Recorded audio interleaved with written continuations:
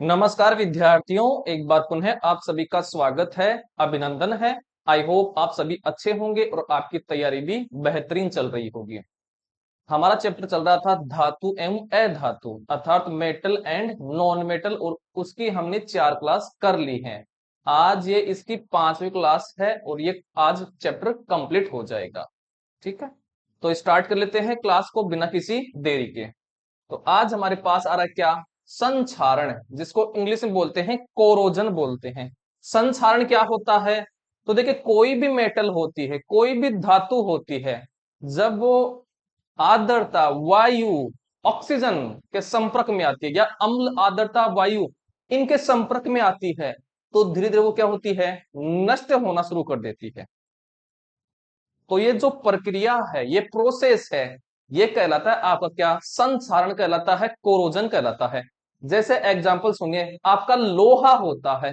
जब लोहा होता है, जब लोहे के संपर्क में आपकी देखिए, जब आर्द्रता आएगी और ऑक्सीजन संपर्क में आएगी या फिर अम्ल आ जाएगा उसके संपर्क में, तो धीरे धीरे क्या होगा, नष्ट होगा। मतलब उस पर जंग लगेगी और जंग धीरे धीरे दूर होती रहेगी। जंग का बनना क्या है लोहे पर? मतलब लोहा है वो धीरे धीरे क्या हो रहा है, नष्ट हो रहा है। तो संक्षरण क्या है? किसी भी धातु का धीरे धीरे नष्ट होना, वो क्या कहलाता है? संक्षरण कहलाता है। तो देखिए इस तरफ, खुली वायु में कुछ दिन धातुओं को छोड़ने पर वो धीरे धीरे क्या होने लगती हैं, नष्ट होने लगती हैं। इसे ही क्या कहते हैं, संक्षारण कहते हैं, कोरोजन कहते हैं। जैसे एग्जाम्पल सुनिए, आपका सिल्वर है, सिल्वर का ही दूसरा क्या नाम है? चांदी। सिल्वर को क्या बोलते हैं? चांदी बोलते हैं। और चांदी का प्रतीक क्या है? एजी है। क्या है? एजी। तो सिल्वर को वायु में उपस्थित सल्फर के साथ अभिक्रिया कर क्या बना लेता है? ये सिल्वर सल्फाइड बना लेता है। सिल्वर रहेगा और वायु में क्या रहेगी, आपकी सल्फर रहेगी। तो जो सिल्वर है, मैं यहां पर लिखता हूं, सिल्वर है, ये किसके साथ अभिक्रिया करेगा? सल्फर के साथ। और सल्फर का सूत्र आपका प्रतीक क्या होता है? एस होता है। जब ये दोनों अभिक्रिया करेंगे तो क्या बनेगा? सिल्वर सल्फाइड बनेगा, सिल्वर सल्फाइड ये बनेगा। इसका मतलब सिल्वर का तो प्रतीक हो गया है एजी, प्लस सल्फर का हो गया है एस। तो ये क्या बनाएगा? सिल्वर सल्फाइड का सूत्र क्या होता है? एजीएस। ये ऐसे बनेगा। ठीक है, तो देखिए वायु में क्या थी? सल्फर, और सल्फर से अभिक्रिया करके सिल्वर ने सिल्वर सल्फाइड बना लिया। मतलब एक काले रंग की परत जम जाएगी। इसका मतलब क्या है? सिल्वर धीरे धीरे क्या हो रहा है, नष्ट हो रहा है, सिल्वर का संक्षारण हो रहा है। अगला एग्जाम्पल देखिए, कॉपर। इस कॉपर को क्या बोलते हैं? तांबा बोलते हैं। और कॉपर और तांबे का प्रतीक क्या होता है? सीयू होता है। तो कॉपर वायु में उपस्थित है नम कार्बन डाइऑक्साइड, कार्बन डाइऑक्साइड का सूत्र क्या होता है? CO2 होता है, के साथ अभिक्रिया करता है, जिससे इसकी सतह से भूरे रंग की चमक धीरे धीरे खत्म हो जाती है। यानी भूरे रंग की तो चमक क्या हो जाएगी, खत्म हो जाएगी। और क्या होगा, इस पर हरे रंग की परत क्या हो जाएगी, चढ़ जाती है। यह हरा पदार्थ क्या है, ध्यान रखना है, यह जो हरा पदार्थ है वो क्या है? Basic copper sulphate, basic copper carbonate होता है। ध्यान रखना है कि जो तांबे पर जो हरी परत होती है वो क्या होता है? तो वो होता है क्या? बेसिक कॉपर कार्बोनेट होता है। तो इसके दो एग्जाम्पल हैं। कौन कौन सा हो गया है? पहली बात कि सिल्वर जो है वो सल्फर के साथ अभिक्रिया करके क्या बनाता है? सिल्वर सल्फाइड बनाता है। मतलब सिल्वर पर काले रंग की परत जम जाती है। तो सिल्वर पर काली परत का बनना, ये किसका एग्जाम्पल है? संक्षारण का एग्जाम्पल है, कोरोजन का एग्जाम्पल है। दूसरा था हमारे पास कॉपर। कॉपर जो है ये क्या करता है? नम कार्बन डाइऑक्साइड, आदर जो कार्बन डाइऑक्साइड है उसके साथ क्या करेगा? रिएक्शन करेगा, अभिक्रिया करेगा। और अभिक्रिया करके क्या करता है? ये अपनी सतह पर हरे रंग की परत बना लेता है। भूरे रंग की चमक तो क्या हो जाएगी, नष्ट हो जाएगी और हरी परत बन जाएगी। और ये हरा पदार्थ क्या है पूछ सकता है एग्जामिनर, ये है बेसिक कॉपर कार्बोनेट होता है। आई होप ये एग्जाम्पल भी आपको अच्छे से समझ में आ गए होंगे। आगे देखिए, लंबे समय तक नम वायु में रहने पर लोहे पर भूरे रंग के पत्र की पदार्थ की परत चढ़ जाती है, जिसे क्या कहते हैं, जंग कहते हैं। तो जंग जो है वो किस पर लगेगी, आपकी लोहे पर, और उसका कलर कैसा होगा, भूरा रंग होगा, किसका, जंग का। ठीक है, अब चलिए आगे की तरफ। आगे देखिए, आगे हमारे पास आता है अब क्या, संक्षारण से सुरक्षा, मतलब कोरोजन से हम सुरक्षा कैसे करेंगे, धातु को कैसे बचाएंगे। तो पहला है इसमें पेंट करके। देखिए जब हम घरों पर क्या लगाते हैं, खिड़कियां वगैरह, लोहे की खिड़कियां, जंगले वगैरह लगाते हैं, तो उस पर क्या किया जाता है, पेंट किया जाता है। क्यों किया जाता है, ताकि जब वो लोहा है वो नम है, वायु, इसके अलावा अमर अमल के संपर्क में नहीं आएगा। मतलब यह बात है कि लोहे का जो संपर्क है वो ऑक्सीजन और जलवाष्प से तोड़ा जाता है। जब इनका संपर्क नहीं होगा तो लोहे पर क्या नहीं लगेगी, जंग नहीं लगेगी। ठीक है, अगला है तेल लगाकर। देखिए लोहे पर हम तेल लगा देंगे तो वो क्या हो जाएगा, चिकना हो जाएगा। तो जो आपकी जलवाष्प है या फिर आर्द्रता है वो इसके संपर्क में नहीं आएगी, उसके कांटेक्ट को तोड़ देगी। नेक्स्ट है ग्रिज लगाकर। ग्रिस भी लगाकर हम क्या कर सकते हैं, ये संसरण से सुरक्षा कर सकते हैं। अगला है यसद लेपन, जिसको इंग्लिश में बोलते हैं गैल्वेनाइजेशन। गैल्वेनाइजेशन क्या होता है, तो लोहे पर क्या किया जाता है, जिंक की परत चढ़ाई जाती है। देखिए जब लोहे पर जिंक की परत चढ़ाई जाती है तो लोहा है वो आर्द्रता और वायु के संपर्क में नहीं आ पाता है। जब लोहा वायु और आर्द्रता के संपर्क में नहीं आ पाता है तो उस पर जंग नहीं लगेगी और लोहा क्या नहीं होगा, नष्ट नहीं होगा, लोहे का संक्षारण नहीं होगा। अगला है क्रोमियम लेपन। क्रोमियम लेपन किया जाता है। नेक्स्ट है एनोडीकरण, एनोडिनाइजेशन। इसमें क्या होता है, ये हमने पढ़ा था कि एल्यूमिनियम पर ऑक्साइड की मोटी परत चढ़ाई जाती है। क्यों चढ़ाई जाती है, ताकि एल्यूमिनियम का संक्षारण ना हो। क्योंकि जब एल्यूमिनियम पर ऑक्साइड की परत चढ़ाई जाती है तो एल्यूमिनियम के संपर्क में जो है वो आपका ये अम्ल आर्द्रता वगैरह नहीं आ पाते हैं, जिससे उस एल्यूमिनियम का संसरण नहीं हो पाता। आगे देखिए, या मिश्र धातु बनाकर, मतलब दो धातु को एक निश्चित अनुपात में मिलाया जाता है। जब दो धातुओं को एक निश्चित अनुपात में मिलाया जाएगा तो वो भी क्या करते हैं, संसरण को रोकते हैं। लोहे को जंग लगने से बचाया जा सकता है। तो ये जो तरीके हैं, ये जो मेथड हैं, ये मेथड को हम अपना करके लोहे को हम क्या कर सकते हैं, जंग से बचा सकते हैं। ठीक है, ध्यान रखना है। अगला है हमारे पास यसद लेपन, जिसको इंग्लिश में बोलते हैं गैल्वेनाइजेशन।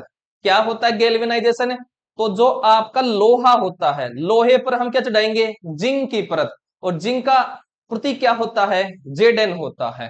तो लोहे पर जिंक की परत चढ़ाने की जो प्रक्रिया होती है, जो प्रोसेस होता है, वही क्या कहलाता है, यसद लेपन कहलाता है। इंग्लिश में बोलते हैं गैल्वेनाइजेशन कहलाता है। तो इसमें देखिए, लोहे एवं इस्पात को जंग से सुरक्षित रखने के लिए उन पर जस्ते की पतली परतें चढ़ाने की जो विधि होती है, जो मेथड होता है, जो प्रोसेस होता है, ये जो विधि होती है, यही क्या कहलाता है, यसद लेपन कहलाता है, गैल्वेनाइजेशन कहलाता है।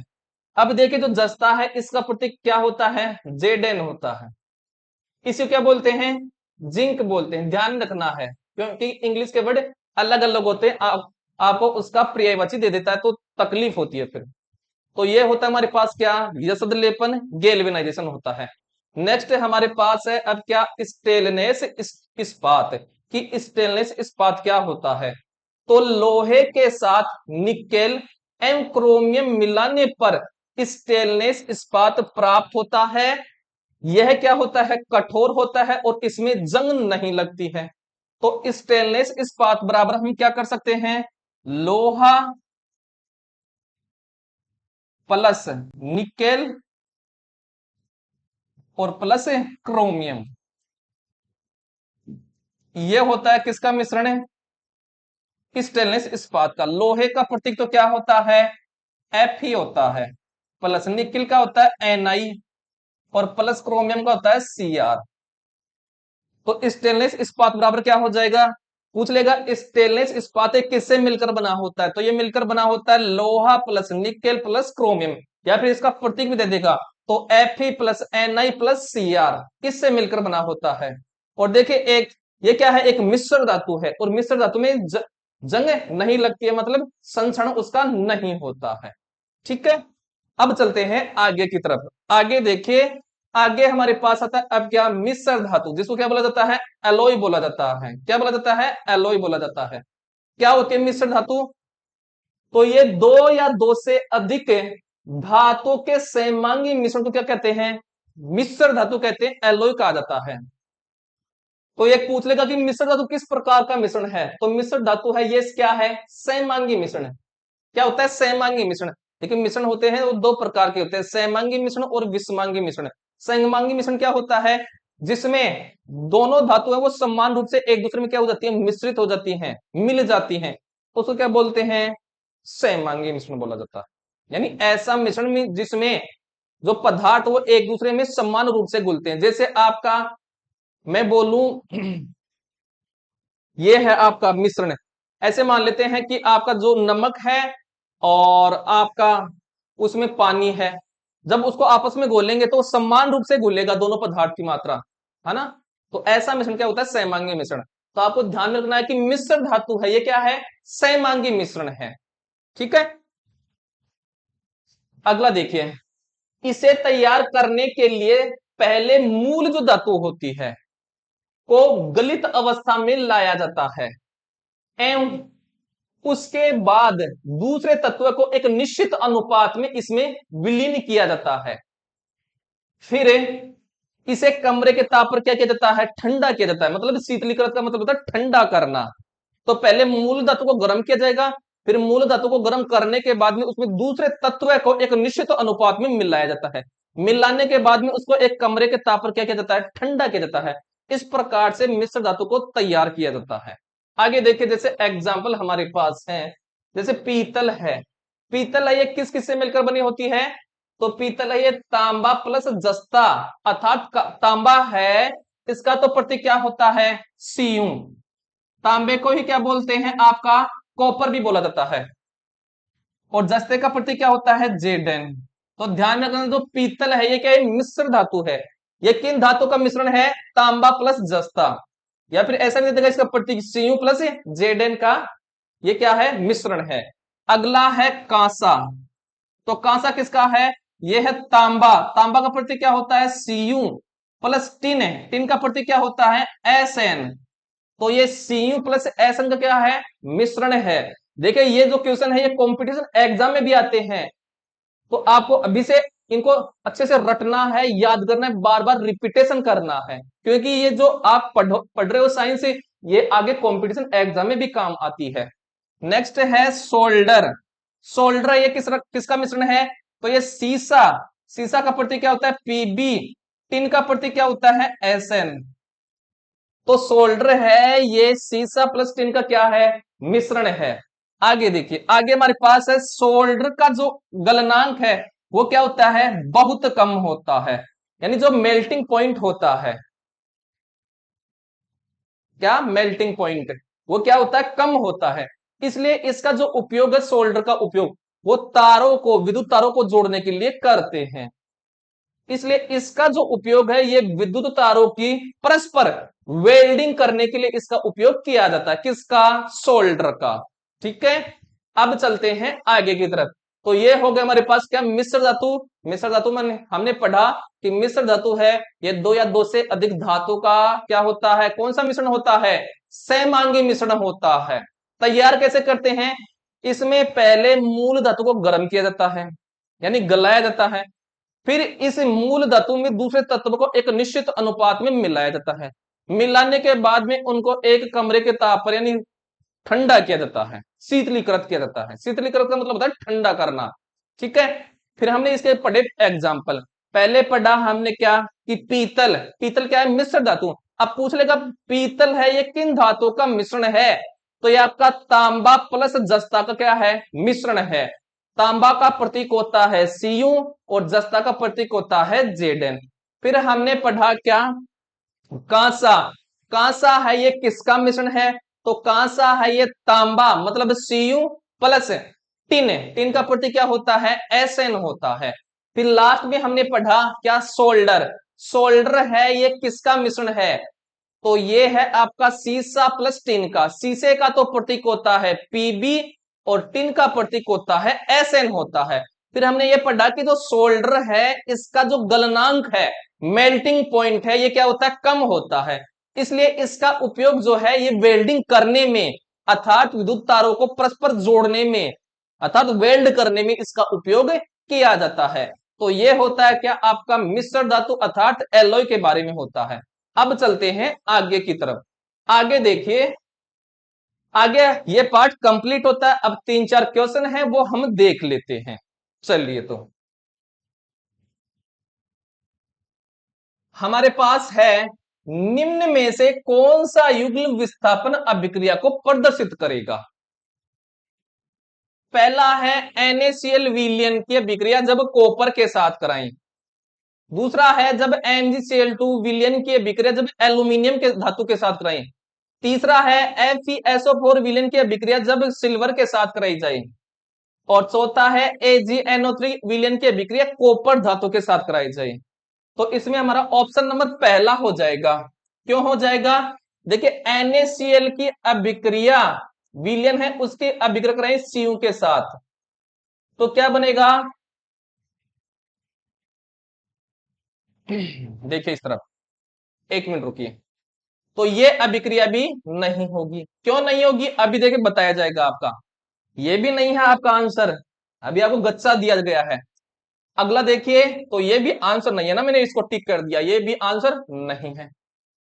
आगे है MgCl2। तो MgCl2 की अभिक्रिया जब किसके साथ कराएं, Al के साथ, एल्यूमिनियम के साथ कराएं, तो भी अभिक्रिया नहीं होगी। क्यों नहीं होगी, क्योंकि एल्यूमिनियम है ये Mg से, मैग्नीशियम से अधिक क्रियाशील नहीं है। ऐसे ही यहां पर जो Cu है, कॉपर है, वो Na से अधिक अभिक्रियाशील नहीं है, तो नहीं होगी। अगला है FeSO4 की अभिक्रिया जब किसके साथ कराऊं, Ag के साथ, तो ये अभिक्रिया भी नहीं होगी। क्यों नहीं होगी, क्योंकि Ag है ये कम क्रियाशील है किससे, Fe से, तो Ag है ये Fe को विस्थापित नहीं कर पाएगा। लास्ट में है AgNO3, ये है AgNO3 की अभिक्रिया जब किसके साथ कराऊं, कॉपर के साथ, तो ये अभिक्रिया होगी। क्यों होगी, क्योंकि Cu है, कॉपर है, ये अधिक क्रियाशील है किससे, Ag से। किसे, Ag से, इसे Ag बोलते हैं चांदी को, तो ये अभिक्रिया होगी। ठीक है, अब देखिए कैसे, ये रही आपकी क्या, सक्रियता श्रेणी। देखिए सक्रियता श्रेणी में ऊपर ये जो आपका पोटेशियम है, ये क्या है, सर्वाधिक क्रियाशील है।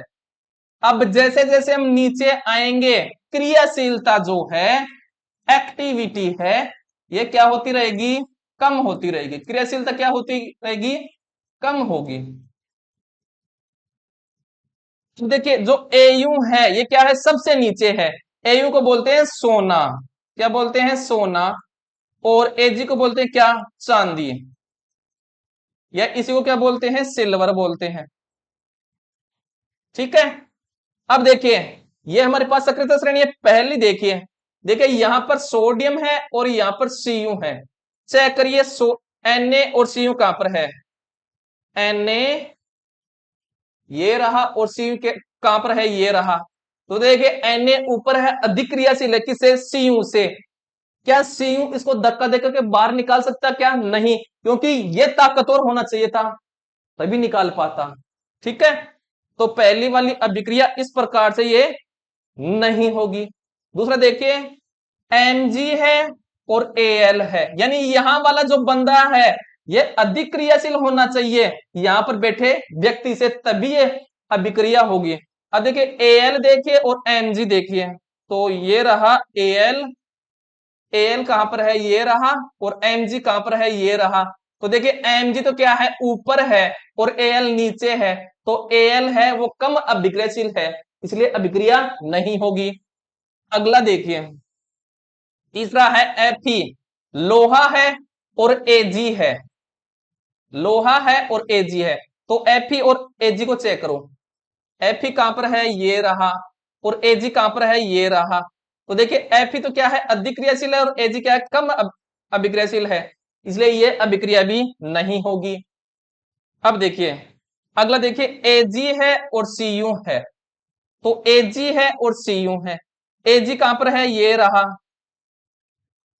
और सीयू कहां पर है, ये रहा। तो देखिए सीयू क्या है, अधिक क्रियाशील है, और एजी क्या है, कम अभिक्रियाशील है, तो ये क्या हो जाएगी, अभिक्रिया हो जाएगी। तो देखिए, देखिए सीयू क्या है, अधिक अभिक्रियाशील है, और एजी क्या है, कम, तो सीयू तो यहां पर आ जाएगा और एजी यहां पर चला जाएगा, ठीक है, कॉपर नाइट्रेट बन जाएगा। तो ये अभिक्रिया हमारे पास हो जाएगी, तो ऑप्शन नंबर कौन सा हो जाएगा, डी हमारा आंसर हो जाएगा। आई होप ये बात अच्छे से समझ में आ गई होगी। अगला क्वेश्चन देखिए, अगला हमारे पास क्वेश्चन है, लोहे के फ्राइंग पैन को जंग से बचाने के लिए निम्न में से कौन सी विधि उपयुक्त है। हमने क्या पढ़ा था कि लोहे को जंग से सबसे प्रचलित विधि कौन सी थी ताकि हम लोहे को जंग से बचा सके, तो वो विधि थी क्या, जस्ते की परत चढ़ाकर, जिसमें हम क्या कर रहे थे, यसद लेपन जो प्रक्रिया थी, यसद लेपन जिसको बोलते हैं गेल्वेनाइजेशन, इसमें क्या करते हैं, लोहे के ऊपर जस्ते की परत चढ़ाई जाती है। तो क्या है इसमें, जिंक की परत चढ़ाकर, जिंक की परत या जस्ते की परत, क्योंकि जिंक का प्रतीक क्या होता है, जेडेन होता है, उसको जस्ता भी बोलते हैं, जिंक भी बोलते हैं। तो ऑप्शन नंबर सी ही हमारा क्या हो जाएगा, आंसर हो जाएगा। आई होप समझ में आ गया होगा। आगे देखिए, आगे क्वेश्चन है, कोई धातु ऑक्सीजन के साथ अभिक्रिया कर उच्च गलनांक वाला यौगिक निर्मित करती है, यह यौगिक जल में विलय है, यह तत्व क्या हो सकता है। तो ऑक्सीजन है, तो O2 की अभिक्रिया में किसके साथ कराऊं, Ca के साथ कराऊं, तो हमारे पास क्या बन जाएगा, CaO बन जाएगा। इसको बोलते हैं क्या, कैल्शियम ऑक्साइड। ये क्या है, बिना भुजा चूना जो जल में विलय है, बिना भुजा चूना।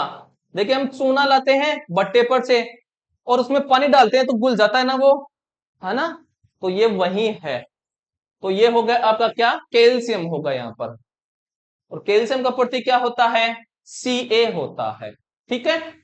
आगे चलिए, आगे हमारे पास क्वेश्चन आता है, लास्ट क्वेश्चन है, खाद्य पदार्थों के डिब्बों पर जिंक की बजाय टिन का लेप होता है, क्योंकि, क्यों होता है, क्योंकि जो जिंक है वो क्या है, अधिक क्रियाशील है, और टिन क्या है, कम क्रियाशील है।